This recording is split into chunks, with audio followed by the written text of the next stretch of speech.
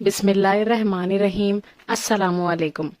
ایک دفعہ آپ اپنے خادم کے ساتھ سفر کر رہے تھے کہ چلتے چلتے ایسی جگہ پہنچ گئے جہاں دو سمندر ملتے تھے۔ وہاں ان کا خادم مچھلی بھول گیا اور دونوں آگے بڑھے چلے گئے۔ کچھ دور جا کر انہوں نے اپنے خادم سے کہا، میں تھک گیا ہوں، کھانا لاؤ۔ اس نے کہا، جب چٹان پر ہم سفر کر رہے تھے تو اس مچھلی نے دریا کے راستے لیا۔ اصل میں حضرت موسیٰ علیہ السلام کو اسی جگہ کی تلاش تھی، اسی لیے پھر اسی جگہ پر واپس چلے آئے۔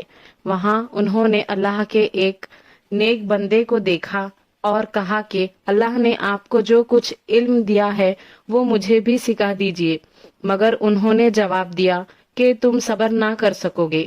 آخر جب انہوں نے زیادہ اصرار کیا تو کہا کہ تم میرے ساتھ رہنا چاہتے ہو تو شرط یہ ہے کہ جب تک میں خود تم سے نہ کہوں مجھ سے کوئی بات نہ کرنا اور نہ ہی پوچھنا۔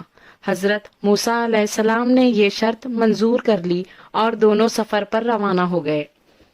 دونوں ایک کشتی پر سوار ہو گئے تو اس اللہ کے بندے نے کشتی کو توڑ ڈالا۔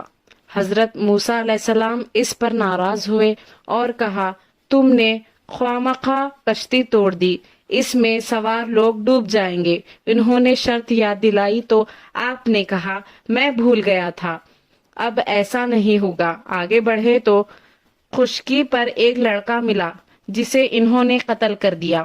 اس پر موسیٰ علیہ السلام بگڑ گئے اور کہا، بغیر کسی قصور کے اسے مار ڈالا، آپ نے بہت برا کیا۔ اس پر انہوں نے کہا کہ میں نے کہا تھا کہ آپ میرے ساتھ نہ چل سکیں گے۔ پھر دونوں میں خول و قرار ہوا۔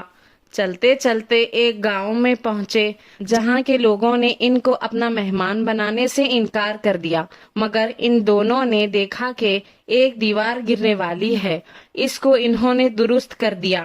حضرت موسیٰ علیہ السلام پھر صبر نہ کر سکے اور کہا کہ اگر آپ چاہتے تو ان سے اس کام پر مزدوری مانگ لیتے۔ اللہ کے بندے نے ان سے کہا، اب ہم دونوں ایک ساتھ نہیں رہ سکتے، مگر جدا ہونے سے پہلے ان قصوں کا مطلب سن لیجئے۔ کشتی چند غریب آدمیوں کی تھی جو اسے کرائے پر چلاتے تھے۔ دریا کے اس طرف کے بادشاہ زبردستی کشتیاں چھین لیا کرتا تھا۔ میں نے اس کو توڑ دیا کہ عیبدار ہونے کی وجہ سے اسے کوئی نہ لے گا۔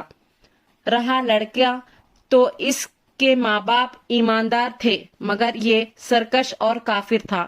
ڈر تھا کہ اس کی نافرمانی اور کفر سے ماں باپ کو تکلیف پہنچے، میں نے قتل کر دیا کہ اللہ انہیں مہربان اور نیک بیٹا عطا کرے۔ دیوار شہر کے 2 یتیم بچوں کی تھی جس کے نیچے ان کی دولت دفن تھی۔ ان کا باپ نیک تھا، اگر دیوار گر جاتی تو دوسرے لوگ ان کی دولت پر قبضہ کر لیتے۔ اللہ تعالیٰ کی مرضی یہ تھی کہ دونوں جوان ہو کر اپنے خزانہ نکال سکیں۔ یہ جو کچھ ہوا تمہارے رب کی رحمت کا نتیجہ ہے، میں نے اپنی طرف سے کچھ نہیں کیا۔ یہی وہ باتیں تھی جن پر صبر نہ کر سکے۔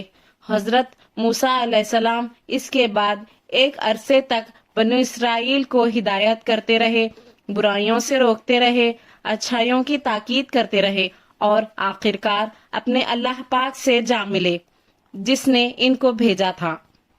ایسے ہی اسلامک واقعات کے لیے صفوان اسلامک ورلڈ کو سبسکرائب کریں۔